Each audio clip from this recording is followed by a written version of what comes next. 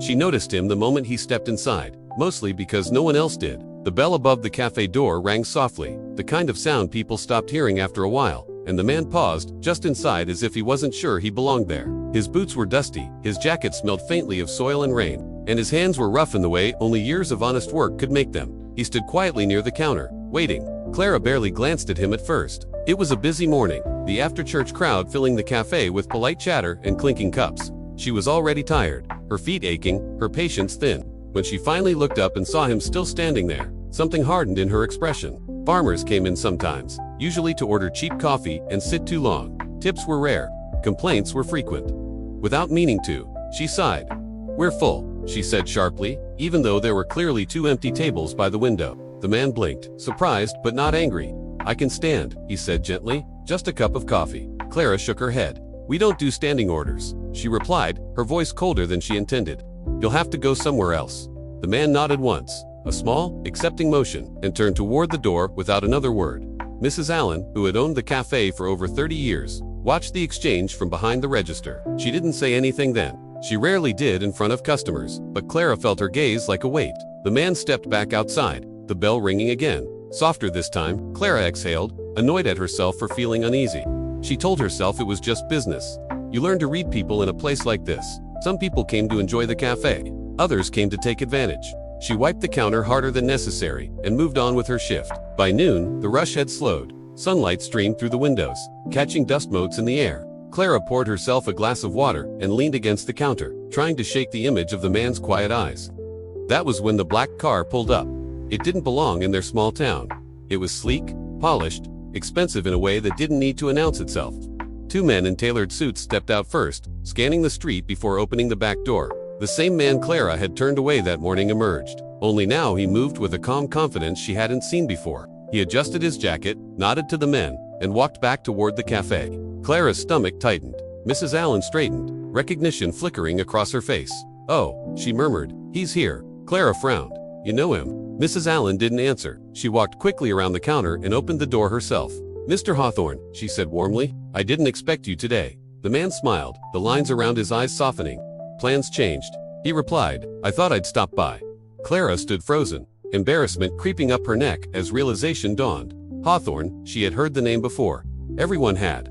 Samuel Hawthorne owned half the farmland in the county, and more importantly, the grain processing plant that kept the town alive. His investments employed hundreds. His donations funded the school library, the clinic, the new park by the river. And that morning, she had refused him a cup of coffee. Mrs. Allen gestured toward a table. "Please, sit wherever you like," she said. Mr. Hawthorne glanced toward the window, then shook his head. "I'll take the counter," he said, "if that's all right." His gaze met Clara's, not accusing, not smug, just steady. "And I'd like that cup of coffee now, if it's no trouble." Clara swallowed hard. "Of course," she said quietly. Her hands trembled as she poured the coffee, the dark liquid sloshing dangerously close to the rim. She set it in front of him, avoiding his eyes. "I'm sorry about earlier," she said, the words tumbling out before she could stop them. "I shouldn't have." He raised a hand gently. "You don't owe me an apology," he said. "You didn't know." That almost made it worse. He took a sip, closed his eyes briefly, then nodded. "Good coffee," he said. "Tastes like care." Mrs. Allen smiled. Clara felt a sting behind her eyes. They talked then, quietly, not about money, or land, or business. Mr. Hawthorne asked Clara how long she'd worked there.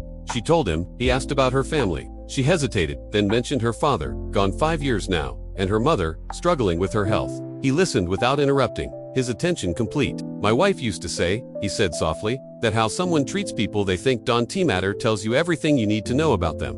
Clara flushed. "She sounds wise," she murmured. "She was," he replied. "She grew up with nothing, taught me never to forget where I came from." He finished his coffee and stood.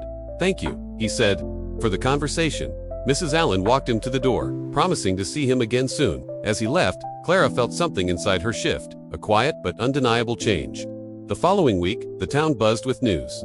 Mr. Hawthorne had announced plans to invest millions into modernizing the old mill, securing jobs for decades to come. He also pledged funding for a community center and expanded healthcare services. People praised his generosity, his humility. Clara listened from behind the counter, her heart heavy with the memory of that morning. She began to notice things she hadn't before. The way customers spoke to her when they were in a hurry. The way she had learned to brace herself against certain kinds of people. The way assumptions formed faster than kindness.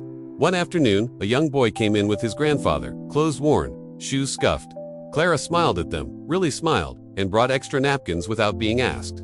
The grandfather looked surprised, then grateful. It felt right. Months passed. Winter gave way to spring. The cafe received a letter one morning, the envelope thick and official. Mrs. Allen opened it at the counter, her hands shaking. Inside was a grant funding to renovate the cafe, improve accessibility, preserve it as a local landmark. At the bottom of the letter was a familiar signature, Samuel Hawthorne. Clara felt tears prick her eyes. That afternoon, Mr. Hawthorne returned. No suits this time, just a simple jacket and those same dusty boots. He sat at the counter again.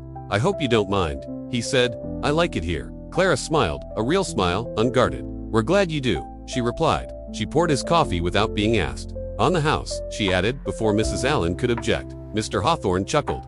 "Careful," he said. "That's how you spoil people. Maybe some people need it," Clara said softly. As they talked, Clara realized something that stayed with her long after he left. It wasn't about the money. Not really. It was about being seen. About choosing dignity over judgment. She thought of that first moment. The bell ringing, the man standing quietly. And how close she had come to missing everything that followed. That night, as she locked up the cafe, Clara stood for a moment in the empty room, sunlight fading through the windows. She understood then that wealth wasn't what she had glimpsed in the black car or the news headlines. Real wealth was the chance to grow, to learn, to become kinder than you were the day before. And she promised herself she would never again decide someone's worth before hearing their story.